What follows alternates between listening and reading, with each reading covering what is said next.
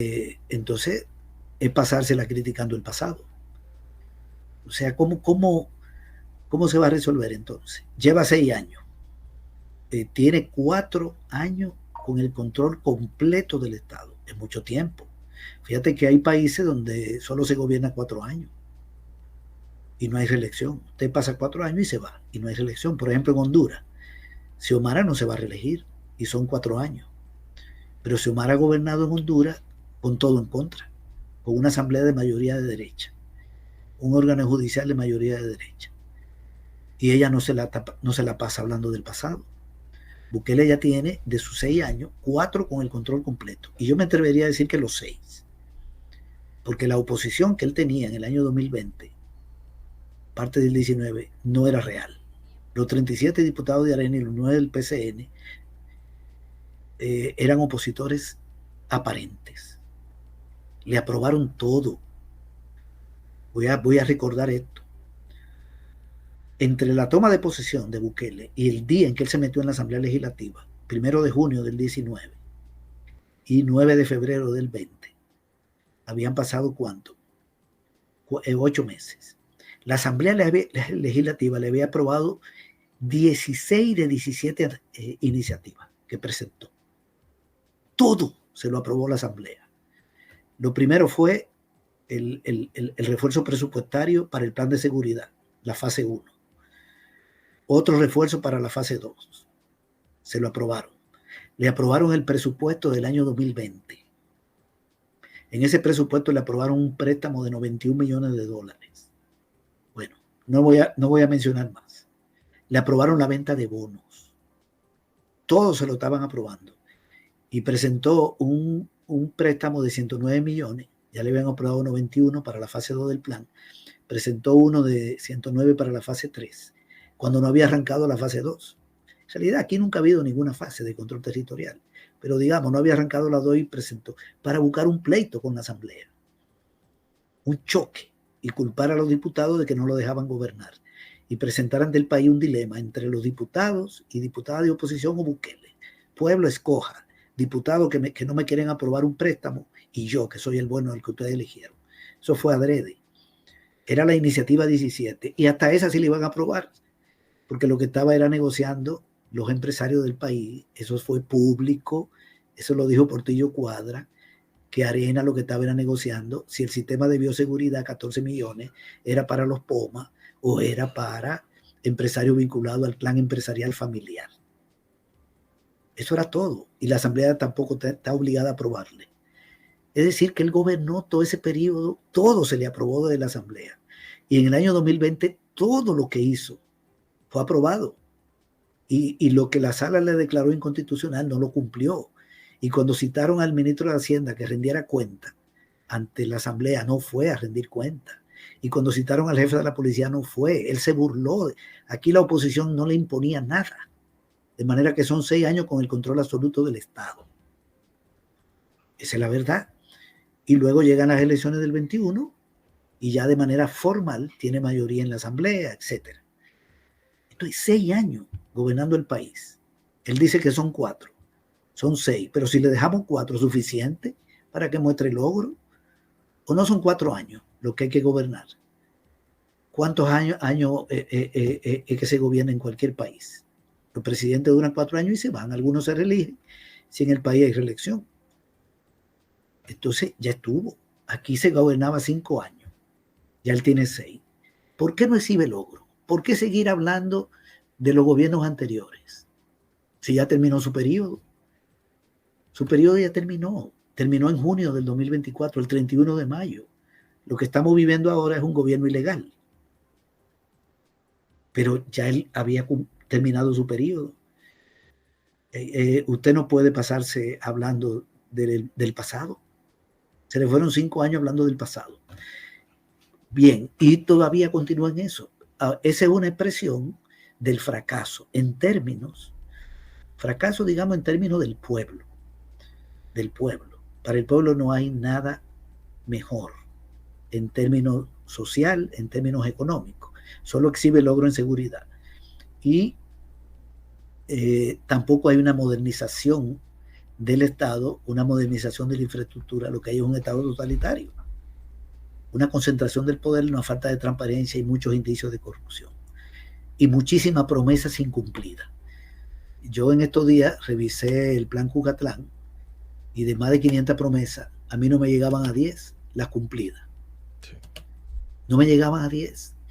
Entonces, si no puede exhibir nada, lo que le queda, en el caso de él, yo no sé, otra persona tendría otro tipo de comportamiento, pero en el caso de él, el comportamiento es seguir hablando del pasado, pero además hablando mentiras, porque los gobiernos del FMLN, Mauricio Funes cuando llegó, aquí había una pobreza en el año 2018 que afectaba al 40% de la población. En el 19 cerró en 38, en el 2018 cerró en 26 y en el 2019 en 22.8. 22.8 y hoy está en 27.2. Se bajó la pobreza. Se hicieron programas sociales 40, una reforma de salud avanzadísima. Se redujo la mortalidad materna, la mortalidad infantil, de 23 a 9 por 1000. Aquí se construyó el Hospital de la Unión, el Hospital del Seguro Social de San Miguel, el Hospital de la Mujer. Se construyeron, se duplicaron las unidades de salud en el gobierno del FMLN. Se hizo todo un sistema de protección social de las mujeres, con la ley de la no violencia, la ley de igualdad, Ciudad Mujer, el programa de alfabetización. El 67% de las personas alfabetizadas fueron mujeres durante ese periodo. Ciudad Mujer Joven, todas las oficinas relacionadas para atender la violencia contra la mujer y medidas preventivas en instituciones del Estado. Había todo un sistema de protección. 4.000 mujeres microempresarias vendiéndole al Estado paquetes escolares, etcétera. Una cantidad de acciones. Un sistema de protección social de la juventud. Aquí se hizo gratuita la Universidad de El Salvador, paquetes escolares para jóvenes, alimentación escolar para jóvenes. El INJUVE tenía 7 programas: Actívate para la convivencia, Jóvenes con Todo, remoción de tatuajes, el PATI, ayuda temporal al ingreso.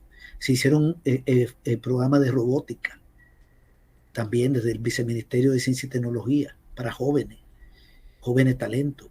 Se hizo todo un sistema de los jóvenes. Se hizo un sistema de protección social universal con 14 programas aprobados por ley: alfabetización, alimentación escolar, Ciudad Mujer, agricultura familiar, acuicultura familiar, los paquetes agrícolas, atendiendo la salud de la mujer, el programa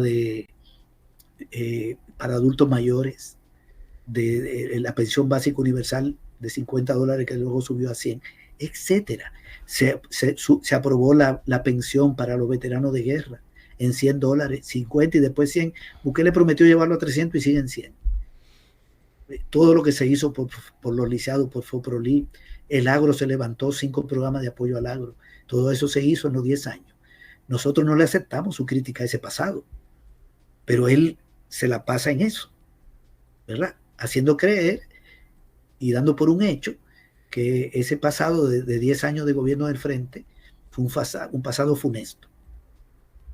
Incluso surgieron 21 empresas públicas.